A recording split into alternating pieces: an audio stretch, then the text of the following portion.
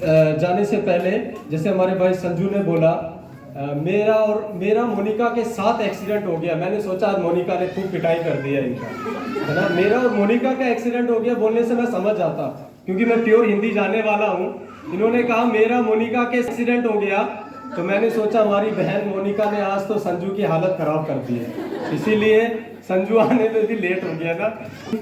परमेश्वर का धन्यवाद हो कि बड़ी दुर्घटना परमेश्वर हमारे जीवन में नहीं होने देता। जब हम प्रभु के काम के लिए अपने आप को समर्पण करते हैं, परमेश्वर को पता होता है कि वो हमारे जीवन में क्या योजनाएं पूरी करने जा रहा है। उसकी सुरक्षा मेरे और आपके साथ हमेशा बनी रहती है।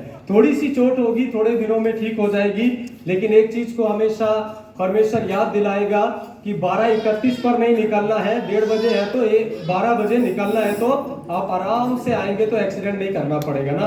हम तो नजदीक रहते हैं इसलिए 15 मिनट 10 मिनट पहले निकलते हैं, आपको 1 घंटा पहले निकलना पड़ेगा, है ना। तभी आप सुरक्षित अपनी जगह पर पहुंच पाएंगे। हम प्रभु के वचन की ओर चलेंगे। फिलिपियों उसका 3 अध्याय उसका 12 से 14 पद। पिछले साल में बीत गया है ना, 2023 चला गया, 2024 चला गया, ऐसे कितने साल बीत गए। लेकिन जब हम नए साल में आते हैं, फिर से एक नया संदेश परमेश्वर मुझे और आपको देता है। हम 1 तारीख को सुनते हैं और 1 तारीख रात को भूल जाते हैं कि परमेश्वर इस साल में मेरे से क्या चाहता है। लेकिन मैं चाहता हूं आप पिछले साल के अपने काम को इवैल्यूएट कीजिए कि आपने परमेश्वर क्या किया। पिछले साल में आपके द्वारा परमेश्वर के राज्य में क्या उन्नति हुई है। आपके द्वारा आपका परिवार तो आशीषित हुआ होगा, लेकिन आपके द्वारा परमेश्वर की कलीसिया क्या आशीष हुई है या नहीं हुई है। आपके द्वारा परमेश्वर ने पिछले साल में क्या काम किया है, इसको सोचने का दिन आज है। हालेलुया।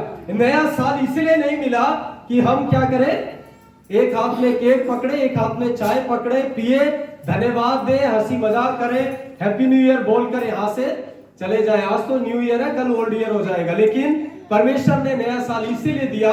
कल रात को हम ईबीसी में थे, हमने भी यही गीत गाया। ये गीत मेरे दिल के, ये जब हम कैरोल कर रहे थे तब से हम ये गीत गा रहे हैं। ये गीत मेरे मन के इतना करीब आ गया, बार बार यही गीत हर जगह पर गाने का क्या करता है, मन करता है। क्योंकि यीशु मसीह हर एक व्यक्ति को बुला रहा है, अन्य जाति को उद्धार पाने के लिए बुला रहा है, लेकिन मसीह लोगों को उसका कार्य करने के लिए यीशु मसीह नाम ले लेकर बुला रहा है। Hallelujah, hallelujah. आपको परमेश्वर ने ये गीत इसीलिए आपके मन में डाला क्योंकि यहाँ हर एक व्यक्ति के लिए परमेश्वर बुलाहट दे रहा है ना। आपके परिवार ने गाया, सिर्फ आपके लिए नहीं था, ये हर एक व्यक्ति, सुनने वाले व्यक्ति के लिए है, चाहे वो बच्चा हो चाहे बड़ा हो, है ना। और मैं एक रिक्वेस्ट करना चाहता हूँ हमारे वुमेन सोसाइटी से, हमारे बहन नेंगोय और संगीता से। 3 साल हो गया ये कपड़ा धुला नहीं है, चेंज नहीं हुआ, आज भी इसके ऊपर पूरा जूते के निशान है। मैंने अपना बाइबल रखने में भी अच्छा नहीं लग रहा था, है ना। ये सीनियर टीम का काम है, इसको साफ करना, नया लाना। 3 साल हो गए, ये बदली नहीं हुआ। आप 3 साल एक कपड़ा पहनते हैं रोज। परमेश्वर के भवन को बहुत आदर देने की जरूरत है हम लोगों को, इसको आप बहुत ध्यान दें। सीनियर टीम आकर, हमारे स्पीकर भी बाहर से आते हैं ना, मैं यहाँ बैठता हूँ, कपड़ा एक तरफ नीचे लटका होता है, एक तरफ ऊपर होता है, देखने में कुछ अच्छा नहीं लगता। ये सब सीनियर टीम का काम है, आकर पहले इसको व्यवस्थित करना, है ना। ये पास्टर पकाप आकर नहीं करना है, मैं आकर नहीं करना है, मिशनरी लोग आकर नहीं करना है, आपके माँ पिता आकर नहीं करना है। ये सीनियर टीम का काम है करना। आप लोगों ने डेकोरेशन किया होगा, उसके बाद आप लोग उसको साफ करना भूल गए ना। उसको जरूर आज आप लेकर जाइए, इतवार को नया कपड़ा डालने की कोशिश करिए, तभी परमेश्वर आप लोगों से क्या होगा, आनंदित होगा। हम अपने लिए खरीदते हैं, कभी परमेश्वर के लिए भी खरीदने की क्या करें, कोशिश करें। यही है जो हम सजा सकते हैं, क्योंकि आपका घर साफ रहेगा तो देखने कोई नहीं आएगा। लेकिन इसी कलीसिया में आप हिंदू के मंदिर में जाएंगे ना, मैं जाता था, आप जाएंगे ना, बहुत व्यवस्थित होता है, साफ सुथरा। उधर बिना नहाए आप सफाई भी नहीं कर सकते हैं। लेकिन जब हम प्रभु में आ जाते हैं, हम सब कुछ छोड़कर क्या हो जाते हैं, परमेश्वर की फ्रीडम को गलत तरीके से इस्तेमाल करने लगते हैं। तो आप बुरा मत मानिएगा, ये आप लोगों की जिम्मेवारी है, इसको आप प्लीज, है ना, इस कपड़े को मैं रेबन नाम लिखा है ना, वो देखना नहीं चाहता अभी आप। रेबन का कपड़ा रेबन में रहेगा, यहाँ पर आप दूसरा कपड़ा प्लीज डाल दीजिए ना। परमेश्वर आप सबको आशीष दे। मेरे मन में आया क्योंकि मैंने अपना बाइबल भी ना वो गीत किताब के ऊपर रखा, उसको रखने का भी मन नहीं था मुझे, क्योंकि जूते के निशान है। हम लोग गीता ग्रंथ है ना, हिंदू लोग बाइबल लेने से डरते हैं, बोलते हैं हम इसको संभाल नहीं पाएंगे, इसको ठीक से रख नहीं पाएंगे। उनके नजर में ये परमेश्वर का जीवित वचन है। ऐसे ही अगर आपने जब हमारे घर में गीता और अलग अलग ग्रंथ लाए गए, उस समय में मैं आपको सच्चाई बता रहा हूं, हमारे घर की शुद्धि की गई पंडित ने, पहले उसको शुद्ध किया और एक जगह स्थापित की गई जहां वो रखा जाएगा। हम उसको छूटे भी नहीं थे, पढ़ना तो दूर की बात है, सिर्फ 1 साल के लिए वो हमारे घर में रखा गया था, है ना। और पंडित आते थे, उसको पढ़ते थे, हमें सुनाते थे। लेकिन आज परमेश्वर का वचन जब हमें मिला है, हम इसको कहाँ रखना, किस स्थान पर रखना, इसका आदर करना बहुत जरूरी है। प्रभु मेरे और आपके जीवन से परिवर्तन चाहता है। नए साल में एक नया परिवर्तन, हम पुराने, चेहरा पुराना हो, स्वभाव नया हो जाए। जीवन पुराना नहीं रहना चाहिए, जीवन हर दिन मसीह के साथ बदलना जरूरी, हमारी आदतें बदलना जरूरी है ना। हम जब क्या बोलते हैं परमेश्वर को नहीं जानते थे, तब हमने कैसा भी जीवन क्यों ना जिया हो, लेकिन जब हम प्रभु के पास आ गए तो हमें मसीह के वचन के अनुसार उसका आदर करते हुए हमें जीवन जीने की क्या है, आवश्यकता है ना। परमेश्वर हम सबको आशीष करे। फिलिपियों 3 अध्याय 12 से 14 पद परमेश्वर का वचन मैं पढ़ूंगा, आप मेरे पीछे पीछे इसको दोहराइएगा, है ना। मैं इसको पढ़ूंगा, आप लोग मेरे पीछे पीछे इस वचन को दोहराइएगा। ये मतलब नहीं कि मैं पा चुका हूं या सिद्ध हो चुका हूं, पर उस पदार्थ को पकड़ने के लिए दौड़ा चला जाता हूं। सब लोग बोलिएगा ना, जिसके लिए यीशु ने मुझे पकड़ा है। हे भाइयों, मेरी भावना ये नहीं कि मैं पकड़ चुका हूं, परंतु केवल ये एक काम करता हूं कि जो बातें पीछे रह गई उनको भूलकर आगे की ओर दौड़ा चला जाता हूं, निशाने की ओर दौड़ा चला जाता हूं, ताकि वो इनाम पाऊं जिसके लिए परमेश्वर ने मुझे मसीह यीशु में ऊपर बुलाया है। परमेश्वर का वचन कहता है, पौलुस कहता है, इतना कलीसिया स्थापना करने के बाद, परमेश्वर के लिए इतना कार्य करने के बाद, वो कहता है ये मतलब नहीं कि मैं जिसके लिए परमेश्वर ने मेरा चुनाव किया था उस बात को मैंने हासिल कर लिया है, लेकिन मैं निशाने की ओर दौड़ा चला जाता हूं। हालेलुया।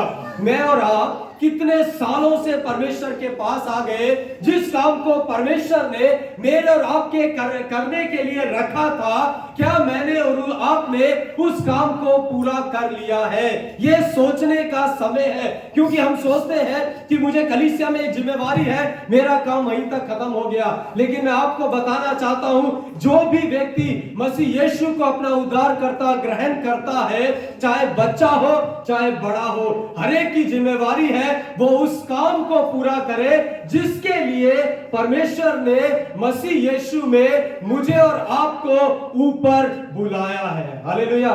ऊपर बुलाने का मतलब क्या आप समझते हैं? दुनिया की भीड़ से आपको अलग करके स्वर्गीय स्थानों में बुलाहट दी है। हालेलुया। परमेश्वर का वचन कहता है, मेरे प्रियो, पिछले साल में जो भी हो गया, पौलुस कहता है मैं उसके बारे में ज्यादा चिंता नहीं करूंगा, ज्यादा बात नहीं करूंगा, बीती बातों को भूल जाऊंगा। किसने मेरे खिलाफ क्या किया, किसने मेरे साथ कैसा व्यवहार किया, किसने क्या किया, इन सब बातों को मैं भूलकर उस काम को पूरा करने के लिए आगे की बातों की ओर दौड़ा चला जाऊंगा, जिसके लिए परमेश्वर ने मसीह यीशु में मुझे ऊपर बुलाया हुआ है। हालेलुया। आप और मैं परमेश्वर परमेश्वर ने मुझे और आपको ऐसे नहीं बुलाया है, केवल मुझे और आपको यहाँ नाचने के लिए नहीं बुलाया, केवल मुझे और आपको यहाँ गीत गाने के लिए, आराधना करने के लिए नहीं बुलाया, लेकिन परमेश्वर ने मुझे और आपको इसीलिए बुलाया क्योंकि उसकी एक महान इच्छा आपके जीवन में है जो हम उसके राज्य के लिए पूरी करेंगे। मैं और आप व्यर्थ में बुलाए गए लोग नहीं है। हम यहाँ पर आकर ताली बजाने के लिए परमेश्वर ने मेरा और आपका चुनाव नहीं किया। ताली बजाने का काम तो आपको पता होगा कुछ लोग करते हैं ना, मैं उनको क्रिटिसाइज नहीं कर रहा।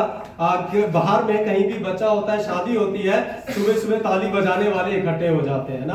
परमेश्वर ने मुझे और आपको उस काम के लिए नहीं बुलाया। परमेश्वर ने मुझे और आपको इसीलिए बुलाया ताकि मैं और आप उस लक्ष्य को पूरा कर सके जिसकी पूरा करने के लिए पवित्र आत्मा ने मुझे और आपको अपनी मोहर लगा कर रखी है। वो मेरे और आपके द्वारा अपने काम को पूरा करना चाहता है। पौलुस का यदि हम सोचेंगे तो गोल क्या था, पौलुस किस लक्ष्य के बारे में बात कर रहा है, मैं 3 बातों में जल्दी से आपके साथ बात करना चाहता हूं। पहली बात वो कहता है मैं मसीह की पहचान में बढ़ना चाहता हूं, उसकी पहचान को पूरी रीति से हासिल करना चाहता हूं। फिलिपियों 2 अध्याय उसका 8 पद में परमेश्वर का वचन कहता है, वरन मैं अपने प्रभु यीशु मसीह की पहचान की उत्तमता के कारण सब बातों को हानि समझता हूं, जिनके कारण मैंने इन सब वस्तुओं की हानि उठाई, उन्हें कूड़ा समझता हूं, जिससे मैं मसीह को प्राप्त कर सकूं। उसका पहला उद्देश्य है मसीह की पहचान के उत्तमता को प्राप्त करना, मसीह को प्राप्त करना। हमने एक बार उद्धार पा लिया, हमने यीशु मसीह को अपना जीवन समर्पण कर दिया, तो मेरा और आपका काम खत्म नहीं होता मेरे प्रियो, वहां से मेरा और आपका काम शुरू होता है। परमेश्वर का वचन कहता है, वो कहता है इस संसार की चीजों को मैं कूड़ा समझता हूं क्योंकि वो मुझे मसीह को प्राप्त करने के लिए रुकावट लेकर आता है। हम दुनिया में क्या ढूंढ रहे हैं? परमेश्वर के प्रेम को छोड़कर आज हम दुनिया में प्रेम ढूंढने के कोशिश में लगे हैं, जवान लोग खासकर, है ना। पर कल रात को जब मैं अपने चर्च में ईबीसी में प्रार्थना कर रहा था, उस समय यह बात परमेश्वर मेरे अंदर बार बार लेकर आ रहा है कि जवानों को परमेश्वर के लिए उठने की जरूरत है, जवानों को परमेश्वर के लिए कुछ करने की जरूरत है। हमेशा परमेश्वर मुझे और आपको अनुग्रह करके छोड़ता नहीं रहेगा, वो हिसाब जरूर लेगा कि मैंने तुम्हें किस काम के लिए कलीसिया में स्थापना किया था, क्यों मैंने रोपा था, मैं फल ढूंढना चाहता हूं। परमेश्वर का वचन कहता है इस दुनिया के प्रेम आपको धोखा दे देंगे, लेकिन परमेश्वर का प्रेम आपको कभी भी धोखा नहीं देगा। उस प्रेम को प्राप्त करने के लिए, उस मसीह को प्राप्त करने के लिए पौलुस कहता है इस दुनिया की तमाम चीजें मेरे लिए कूड़ा है। कूड़ा आप समझते हैं, घर में रखते हैं कूड़ा, कूड़ा कहां रखते हैं? जेब में। अगर समझ लीजिए सड़ा हुआ सुअर के लिए खाना रखते हैं ना यहाँ पर, उस बाल्टी को आप घर के अंदर रखते हैं या घर के बाहर रखते हैं? कहाँ रखते हैं बताइए? सब बोलिए ना, सो गए क्या? कहाँ रखते हैं? घर के अंदर या घर के बाहर?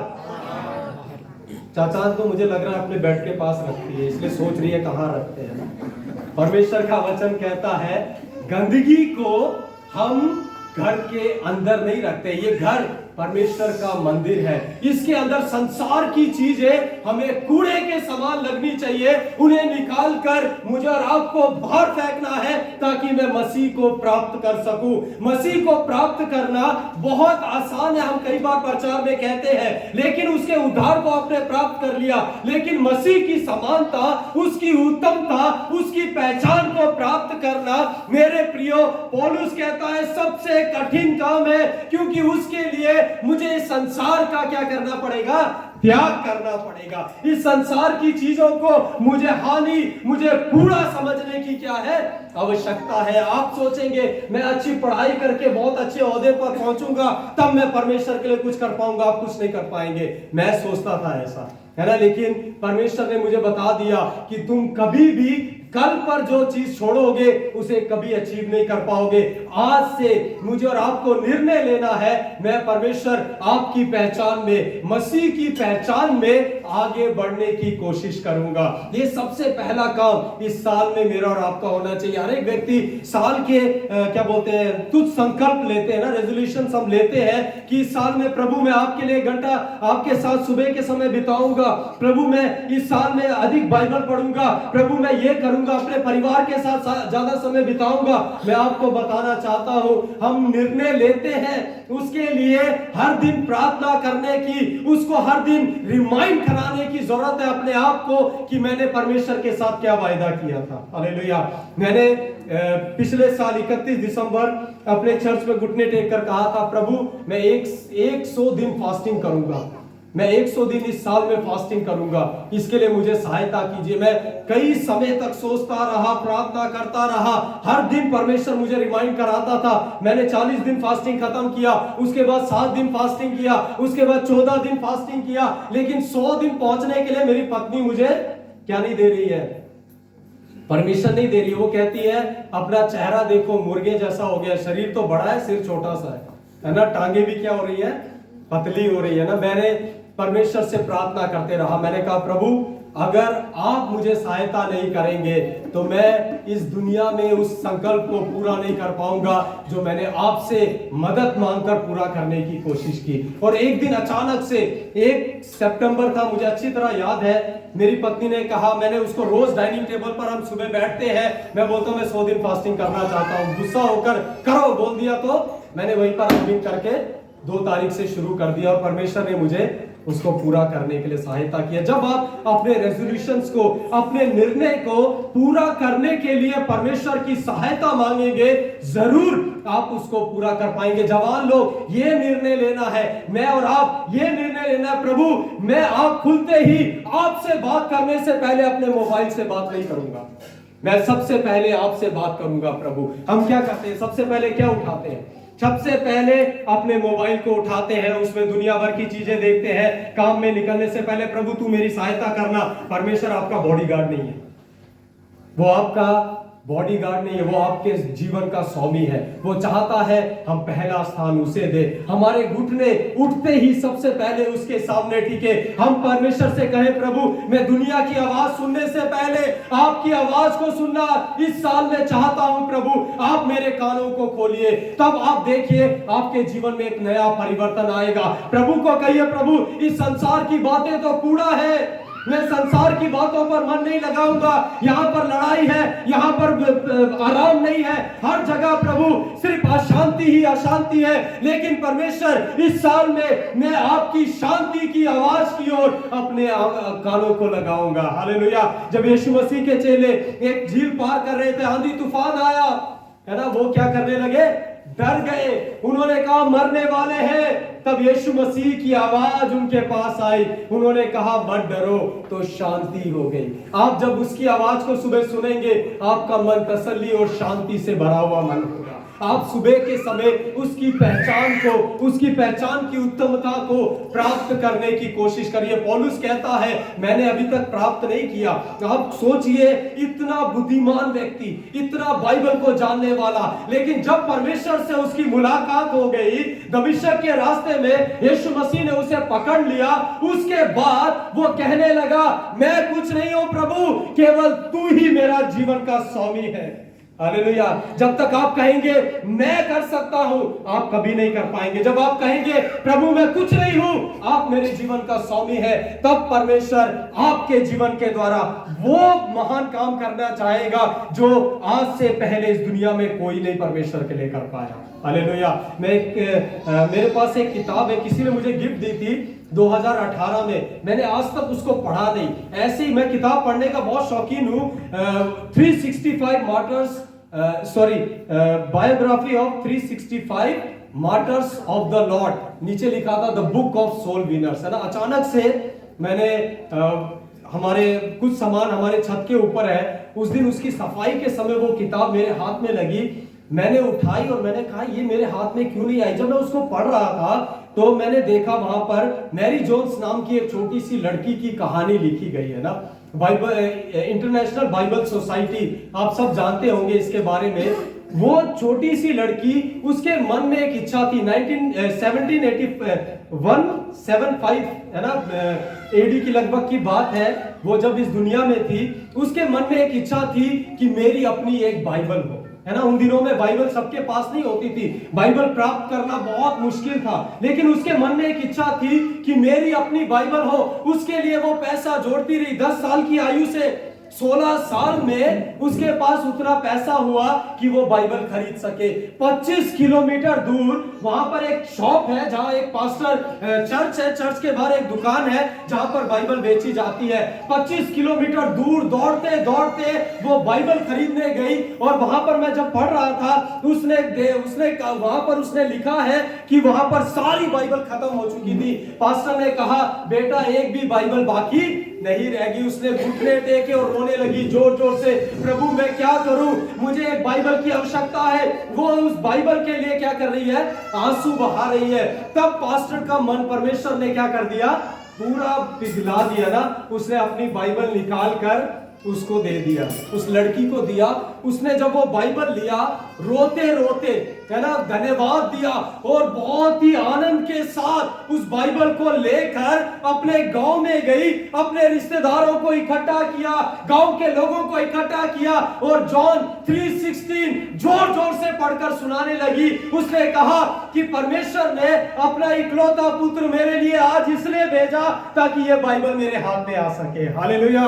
ये है परमेश्वर से प्रेम करने की कहानी।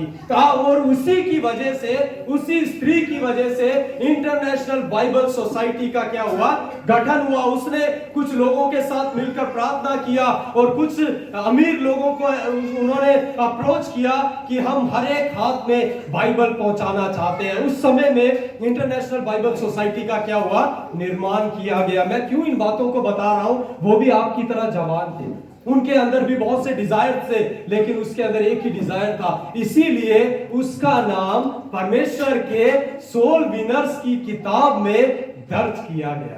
हालेलुया। आपका नाम कहां दर्ज किया जाएगा, ये आपके हाथ में है। ये पास्टर नहीं डिसाइड करेगा, ये आपका टीचर डिसाइड नहीं करेगा, ये मैं डिसाइड नहीं करूंगा, यहाँ के आपकी माताएं, आपकी बहनें या कोई और डिसाइड नहीं करेगा। ये परमेश्वर आपके लिए, आपके ऊपर निर्णय छोड़ा है कि आप अपना नाम कहां लिखाना चाहते हैं। हालेलुया। आपके जाने के बाद लोग आपको कैसे याद करेंगे, है ना, इसको हमें सोचने की जरूरत है। वही व्यक्ति परमेश्वर के राज्य में इनाम पा सकता है जो पौलुस के समान कहता है, मैं इस संसार को कूड़ा कचरा समझता हूँ, इस संसार में अब मेरा कुछ नहीं है। मेरा तो क्या हो चुका है, एक लड़की है ना, जब उसका मंगनी हो जाती है तब से वो दूसरे घर की हो जाती है ना, जब उसकी एंगेजमेंट हो जाती है तब से वो दूसरे घर की हो जाती है। तब उसका इस घर के लोगों से धीरे धीरे क्या होता है, अलगाव होना शुरू हो जाता है। घर वाले कहते हैं तू तो जाने वाली है, तेरा कमरा हमारा है, तेरे ये कपड़े उसकी बहनें क्या करेगी, आपस में बांट लेगी, है ना। ऐसे ही होता है यहाँ पर। ऐसे ही पौलुस कहता है, जब हम मसीह में आ जाते हैं, इस संसार के लोगों से, इस संसार की चीजों से मेरा और आपका अलगाव होना बहुत जरूरी है। यदि आप इस संसार को प्रेम करेंगे, आप परमेश्वर को प्रेम नहीं कर पाएंगे। अगर आप परमेश्वर को प्रेम करेंगे, ये संसार आपको कूड़ा और कचरा लगेगा। यहाँ का नोट, यहाँ का सब कुछ वहां आपको प्रवेश नहीं करवा पाएगा। आप कितना भी कमा लीजिए, है ना, आपको ये निर्णय लेना पड़ेगा, प्रभु चाहे कुछ भी हो जाए, मैं आपकी आवाज सुने बिना किसी की आवाज को नहीं सुनूंगा। आजकल क्या होता है आपको पता है, मैं कई जगह पर देखा है, ट्रेन में बहुत सफर करता था, रात भर, है ना, वीडियो कॉल करके, है ना, गर्लफ्रेंड बॉयफ्रेंड दोनों सो रहे हैं, लेकिन फोन चल रहा है चार्जिंग में, और सुबह जब उठा तो लड़का फोन ढूंढ रहा है, मेरा फोन चोरी हो गया, मेरा फोन चोरी हो गया। पुलिस वाले ने बोला जिसको रात भर आप वीडियो कॉल कर रहे थे वही ले गई होगी, है ना, क्योंकि वो उसको 3 बार बोल चुके थे अपना फोन संभाल लो, फोन सामने रखते हैं। आप किससे अधिक प्रेम कर रहे हैं, आपको सोचने की जरूरत है। इस दुनिया के रिश्ते आपको धोखा दे सकते हैं, लेकिन परमेश्वर आपको कभी धोखा नहीं देगा। इसलिए पौलुस कहता है, इस दुनिया की हर एक चीज जो मेरे लिए मसीह में बढ़ने के लिए, मसीह की उत्तमता को प्राप्त करने के लिए, उसकी पहचान को प्राप्त करने के लिए जो भी रुकावट है, वो सब मेरे लिए कचरा है। वो सब मेरे लिए हानि है। इसीलिए मेरे और आपके लिए भी ये निर्णय लेने की जरूरत है, प्रभु मैं सबसे पहले आपकी आवाज को सुनूंगा, आपकी पहचान को इस साल में प्रभु मैं प्राप्त करना चाहता हूं। जैसे मैं इस साल में प्रवेश किया, मैं वैसा इस साल के आखिरी में अपने आप को देखना नहीं चाहता हूं। प्रभु हम कितना साल, ये पूरा साल भी जिएंगे या नहीं जिएंगे कोई नहीं जानता, लेकिन हम रेजोल्यूशन जब लेते हैं, हम अपने लिए एक निर्णय लेते हैं या संकल्प करते हैं, तो हमारा यही एकमात्र उद्देश्य होता है कि हम क्या करें, उसको इस साल के आखिरी तक पूरा करें। अगले साल हम ये करेंगे, अगले साल हम वो करेंगे। हम बहुत सी योजनाएं बनाते हैं, लेकिन सबसे पहली योजना, प्रभु इस दुनिया में हूं या इस दुनिया को छोड़कर जाऊं, मैं आपकी पहचान में होना बहुत जरूरी है। दूसरी बात जो परमेश्वर कहता है, मसीह के जैसा बनना, मसीह के जैसा बनना। फिलिपियों 2:5 में लिखा है, जैसा मसीह यीशु का स्वभाव है वैसा ही तुम्हारा भी स्वभाव हो जाए। एक दूसरे के लिए अपने आप को समर्पण कर दीजिए, एक दूसरे की सेवा के लिए। यीशु मसीह ने अपने आप को क्रूस पर मेरे और आपके लिए बलिदान कर दिया। मेरे प्रियो, हम उसके प्रेम के बदले उसको कुछ नहीं दे सकते, लेकिन पौलुस कहता है, जब आप 1 कुरिन्थियों 11 उसका 1 पद में पढ़ते हैं, वो कहता है, जैसे मैं मसीह की अनुसरण करता हूं, तुम भी मेरा अनुसरण करो। मसीह के पीछे, मसीह के जैसे बनने के लिए परमेश्वर इस साल में मुझे और आपको बुलाता है। थोड़ा सा कोई कहे तो मुझे क्या लगता है, बहुत जल्दी चुभता है। ये सब चीजें मेरे और आपके अंदर से इस साल, हम नए साल में प्रवेश कर रहे हैं, निकल कर जाने की आवश्यकता है। हमें एक दूसरे को परमेश्वर के स्वरूप में बनाने की आवश्यकता है। यीशु मसीह जब इस दुनिया में थे, उन्होंने अपने आप को गुरु नहीं कहलाया, अपने आप को परमेश्वर नहीं कहलाया। उसने अपने 12 चेलों को नहीं कहा कि मैं थक गया हूं, मेरी मालिश करो, मेरे पांव दबाओ, मेरे हाथ दबाओ, मैं अब बहुत कमजोर हो चुका हूं, मेरे मरने की घड़ी है, तुम आकर मेरे पांव धो। बल्कि वो उनके लिए एक एग्जाम्पल रखने के लिए उनके पांव धोना आरंभ कर दिया और कहा कि जब तक मैं वापस ना हूं, एक दूसरे के साथ ऐसा ही करते रहो। हालेलुया। यदि आप छोटे होंगे, आप वहां पर बड़े किए जाएंगे। यहां पर बड़े होंगे तो वहां पर जक्कई से भी छोटे हो जाएंगे, है ना। जक्कई यीशु को देखना चाहता था, तो उसको तो चढ़ने के लिए पेड़ मिल गया, वहां पर कोई पेड़ नहीं है आपको यीशु को देखने के लिए। आप वहां पर परमेश्वर को देख नहीं पाएंगे। लोग मेरे और आपके जीवन से यीशु को इस साल में देखना बहुत जरूरी है। यदि मेरे और आपके जीवन से प्रभु यीशु मसीह दिखाई नहीं दे रहे हैं अभी भी, तो इसका मतलब मुझे फिर से पश्चाताप करके मन फिरने की आवश्यकता है, क्योंकि मसीह का स्वभाव, जैसा प्रभु यीशु मसीह का स्वभाव था, वैसा मेरा और आपका स्वभाव होने के लिए ही परमेश्वर ने मुझे और आपको इस पृथ्वी पर, इस कलीसिया में स्थापना किया है। परमेश्वर ने ऐसे ही आपको अलग अलग जगह से लाकर यहाँ पर नहीं रखा है। परमेश्वर की इच्छा है आप परमेश्वर के लिए अपने कामों से परमेश्वर की महिमा करें। आपके द्वारा यीशु मसीह क्या करे, चला फिरा करे। मैं एक आरसी चर्च जम्मू में है, उसमें 2nd वर्ल्ड वॉर की यीशु मसीह की एक मूर्ति लाई गई है ना। उसके पांव घुटने के नीचे टूटे हुए हैं, उसके हाथ दोनों टूटे हुए हैं। ब्रिटेन से लाई गई, जम्मू के एक आरसी चर्च में है। वहां पर लिखा है, मेरे हाथ नहीं है, मुझे काम करने के लिए तुम्हारे हाथों की आवश्यकता है। मेरे पैर नहीं है, मुझे हर जगह जाने के लिए तुम्हारे पैरों की क्या है, आवश्यकता। यीशु मसीह मेरे और आपके हाथ पांव का इस्तेमाल करेगा अपने आप को लोगों तक पहुंचाने के लिए। यदि आप अपने आप में यीशु को नहीं दिखाएंगे, मैं आपको बताना चाहता हूं, परमेश्वर का वचन कहता है, जो कोई भी घमंड करे वो प्रभु पर करे, उसके अलावा घमंड करने के लिए तुम्हारे पास है ही क्या। अपने जीवन का एक श्वास, एक सेकंड मैं और आप बढ़ा नहीं सकते हैं। हम किस चीज पर घमंड कर रहे हैं? परमेश्वर का वचन कहता है, मैं और आप परमेश्वर के स्वरूप में, परमेश्वर की समानता में, परमेश्वर ने अदन की वाटिका में जो सृष्टि किया, वैसे ही इस कलीसिया में, इस कलीसिया इस दुनिया को छोड़कर जाने से पहले वैसे ही हम परमेश्वर की समानता में बन जाए। इसी के लिए परमेश्वर मुझे अपने पास तैयारी के लिए इस जगह पर रखा है। हम कैसे कर पाएंगे? हर दिन आपके माँ बाप आपके पास नहीं होंगे, हर दिन आपके पास्टर आपके पीछे पीछे नहीं घूम पाएंगे, लेकिन आप परमेश्वर के वचन को पढ़ेंगे, ये वचन आपको मसीह यीशु जैसा बनने में क्या करेगा, मदद करेगा। अपने आप को प्रभु के हाथों में समर्पण करने की जरूरत है। तीसरी और आखिरी बात, मुझे और आपको परमेश्वर का वचन कहता है, पौलुस तिमोथी को लिखने के समय 2 तिमोथी 4 अध्याय उसका 2 और 5 पद में यदि आप पढ़ेंगे तो वहां तिमोथी को कहता है, मैं जल्दी इसलिए जा रहा हूं क्योंकि टाइम बहुत तेजी से गया, इसलिए वचन नहीं पढ़ रहा हूं। आप लोग एक आदत डालिए, अपना बाइबल, अपने नोटबुक, अपना पेन साथ में रखने के लिए, है ना। उससे आप क्या कर सकते हैं, वचन लिख सकते हैं और घर में जाकर उसको बाद में पढ़ सकते हैं। यदि मैं अभी आराधना खत्म होने के बाद ही पूछ लूं कौन कौन से वचन बोलेंगे तो आप में से आधे से लोग शायद नहीं बोल पाएंगे। इसीलिए पढ़ने की आदत डालिए परमेश्वर के वचन को। वहां लिखा है, पौलुस तिमोथी को लिखने के समय कहता है, समय असमय वचन का प्रचार करने के लिए तैयार रहे।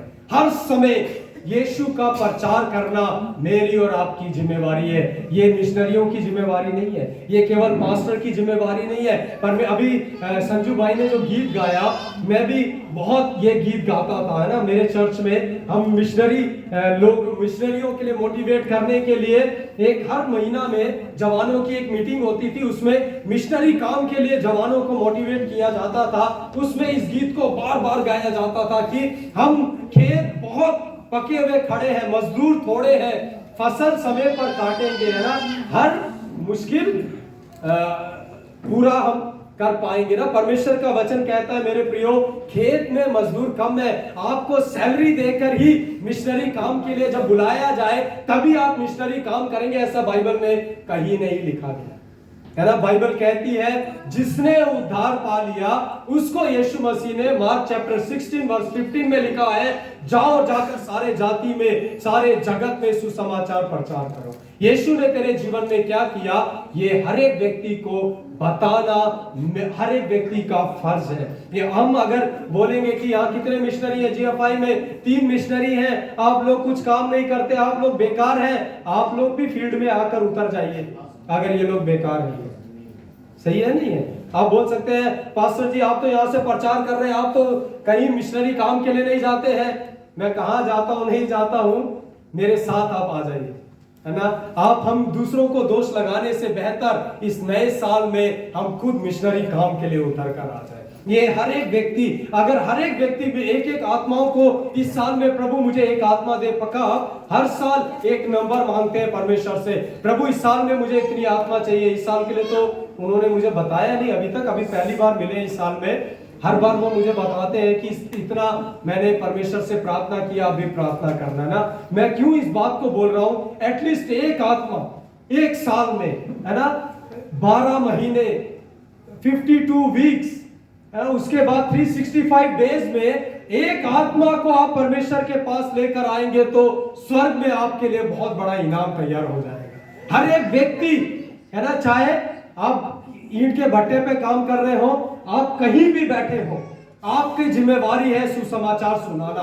आपको लोगों को परमेश्वर के पास लेकर आने के लिए ही परमेश्वर ने आपको इस कलीसिया में लेकर आया। ये नया साल इसीलिए नहीं दिया कि आप आनंद करें, आप फिर से अपने पहले के समान ये साल भी अपना बिता दे, लेकिन परमेश्वर ने आपको ये नया साल इसलिए दिया है कि हर एक व्यक्ति कम से कम एक आत्मा, प्रभु मैं आपके चरणों पर इस साल 2025 में लेकर आना चाहता हूं, उसके लिए मुझे क्या कीजिए, इक्विप कीजिए। परमेश्वर का वचन कहता है 2 तिमोथी उसका 4 अध्याय 5 पद में, पौलुस तिमोथी को लिखने समय कहता है, अब दुख उठा, है ना, और अपनी सेवा के काम को पूरा कर। वो उस समय मिशनरी काम के लिए नहीं, एक जवान लड़का है जिसको पौलुस अभी ट्रेन कर रहा है, तो उसी समय में उसको जिम्मेवारी देने से पहले उसको हर एक समय में तैयार रहने के लिए पौलुस ने क्यों कहा, क्योंकि वो जानता था इस संसार की अभिलाषाएं कहीं ऐसा ना हो इस जवान को क्या कर ले, दबा दे।